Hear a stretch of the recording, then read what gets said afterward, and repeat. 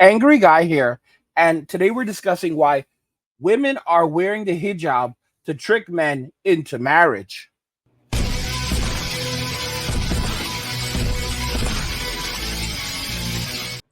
Women are wearing the hijab to trick men into marriage. Guys, let's just go ahead and jump right into the video.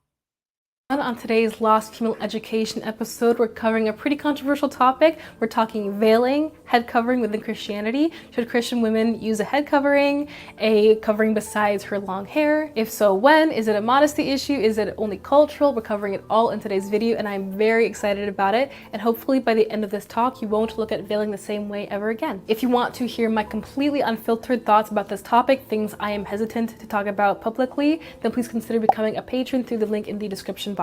The head covering historically has roots in both cultural customs and religion, but it does not have a lot of historical records because clothing is not something that's commonly preserved. But we do have some records of head coverings. For instance, in ancient times, head coverings were a part of culture and tradition. In ancient Assyria, if a man wanted to marry his concubine, he'd proclaim, "She is my wife," and he'd put a head covering on her in front of 6 witnesses. Also, elite women in ancient Mesopotamia wore a head covering as a sign of status, and the practice was actually forbidden for prostitutes and those of lower social status. Roman women historically were also expected to wear veils as a symbol of a husband's authority over his wife, and a married woman who did not veil herself was seen as separating herself from her marriage. Roman women did not usually veil until their wedding day, when they wore a veil called the flammeum.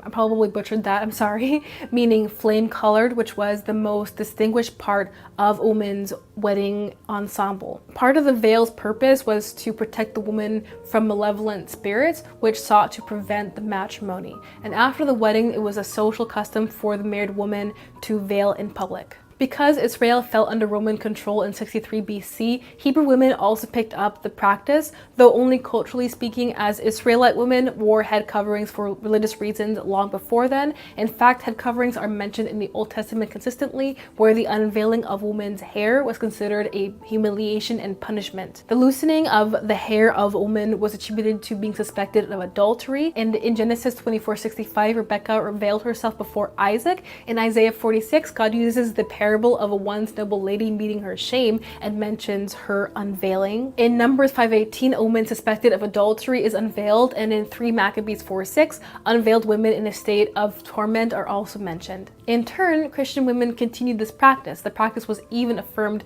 by Paul in his epistle to the Corinthians. 1 Corinthians 11, "But I want you to know that the head of every man is Christ, the head of every woman is man, and the head of Christ is God. Every man praying, having his head covered, dishonors his head, but every woman who prays with her head uncovered dishonors her head. For that is one and the same as if her head were shaved. For if a woman is not covered, let her also be shorn. But if it is shameful for a woman to be shorn or shaved, let her be covered. For if a man indeed ought to not cover his head, since he is the image and glory of God, but woman is the glory of man. For man is not from woman, but woman from man, nor man created for woman, but woman for the man. For this reason, the woman ought to have a symbol of authority on her head because of the angels. Judge among yourselves, is it proper for a woman to pray to God with her head uncovered? Does not even nature itself teach you that if a man has long hair, it is a dishonor to him? But if a woman has long hair, it is a glory for her hair is given to her as a covering." In his letter to the Corinthians, St. Paul encourages people to follow the traditions, both oral and written traditions,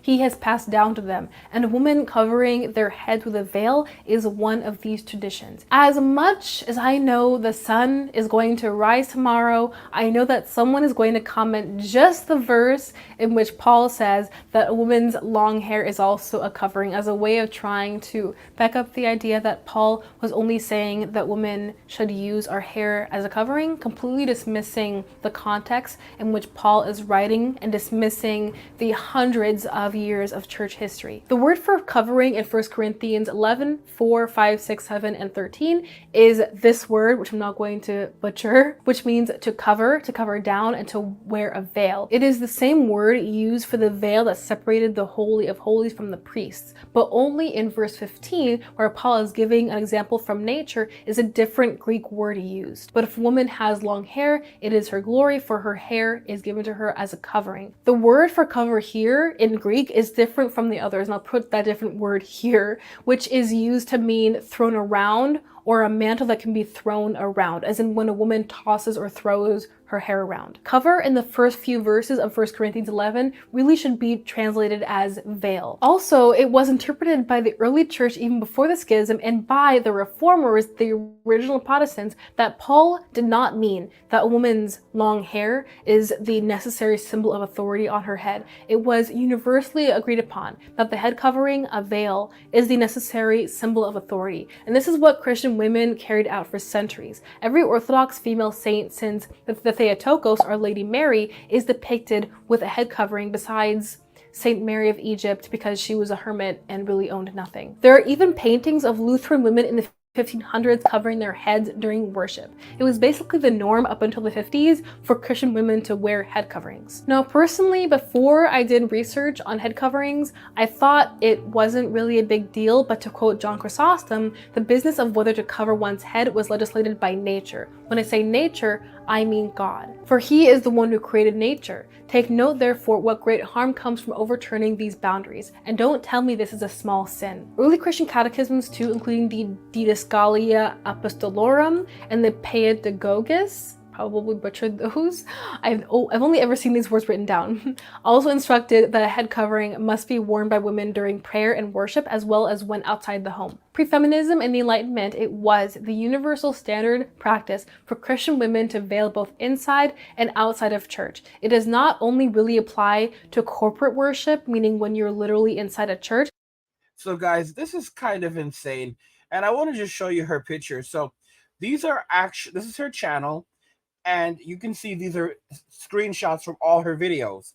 Now, if you look at her videos going back even just a couple of months, there are no veils, there are no hijabs, there are no headscarves. All right, and then you notice that on the video to the far right, she is wearing the head covering for the first time, and and this is the video that we're actually discussing.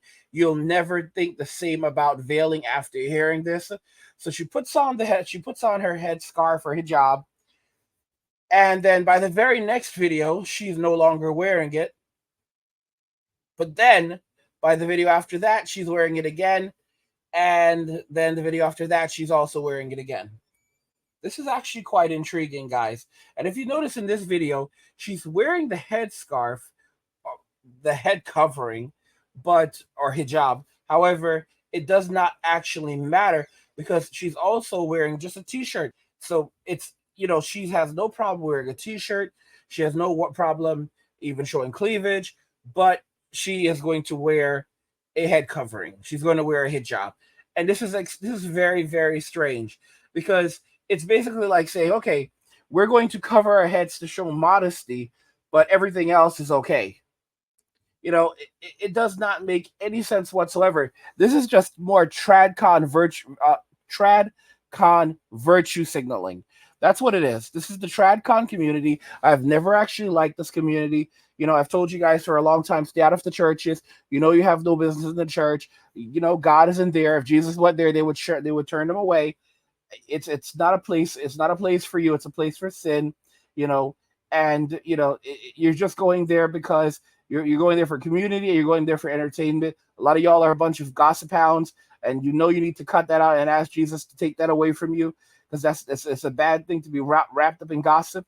You have no business in the church, and I keep telling y'all to stay out of the church, but some of y'all don't want to listen. You keep going to the church and messing around in the church. You know that you're safe, you're better off. You'll find more God in an adult club than you will find in a church. And just to be clear, the definition of a church from the Bible is basically just a gathering of believers in Jesus Christ. It is not a building. It is not a religion. And I've told you that plenty of times. Giving money to God giving money to God is kind of crazy, because when you give it to the church, you're not giving it to God. You're giving it to a bunch of corrupt individuals that are going to take it and use, and then pay, and then share it up so they can pay their bills, all right, and buy nice cars and buy nice homes while you're out there struggling on the struggle bus. God has everything. He gives to us and he can take it away whenever he feels like it. That's honestly how it works. He does not need anything because everything belongs to him within existence. So these people are just virtue signaling. These are tradcons virtue signaling, trying to bring in a new audience. If you notice the video on the left right here, 7 common signs he's a low value man. Run. She uses this video. She uses this title, and then in this video itself, she says that she's not actually saying that, she's actually like going after low value men. She doesn't even like the term, but she's just like playing with the algorithm. So don't actually pay any attention to the title. And then she goes on to start talking about the exact same, the exact thing that that the title is based on. Like, it's absolutely insane. Like, literally, guys, they're just playing us all. They are literally just playing us. And I keep telling y'all to stay out of the church. Stay out of the church. Women are wearing the hijab to trick men into marriage, and a lot of men, they're not using their heads. They're using the little head instead of the big head, and are being fooled by this. The spirit of Jezebel is real. The spirit of Jezebel is in the church. The spirit of Jezebel walks amongst us, and men must be aware that that Jezebel will even feign modesty to trick you and into doing what you want her to do, what she wants you to do. Men must be awake, men must be alert, and men must always not allow their lying hearts to deceive them, because you will be deceived quite easily. And Christian women now walking around wearing a hijab, they don't actually believe in this. They're just doing it to virtue signal and to go after godly men who think that they're going to find a good woman in the church. And there's so many men who've done this, thinking, oh, I'm going to go to the church and find a good woman in the church, and then they get their lives ruined. They have their lives entirely ruined. And then the same Christians will turn around and say, well, you didn't do it properly. You didn't screen her properly. You missed the red flags. And it's just like so sad. They're like, what could I have done better? I did Christian counseling. We did counseling with the priest and the pastor. I knew her family. I met her mother and her father and her siblings. We took it very slow. We did not have any type of relation. We did not live together. We did not have any type of intimacy until after we got married. We were in church every Sunday. All the stuff. No, you missed the red flags. Guys, the church is a terrible place. Stay out of the church. Stay away from these people. These people are just out here trying to make their money. She even said it. She was trying to make her money. She's trying to get her views up. All right. Anyway, guys, I want to know what you guys think regarding this. Women are wearing the hijab to trick men into marriage. Want to know your thoughts. Let's hear what you think in the comments. Like the video if you like it. Don't forget to subscribe. And if you like the video, share the video. And just remember that all roads lead to MWA, men walking away. And cheers.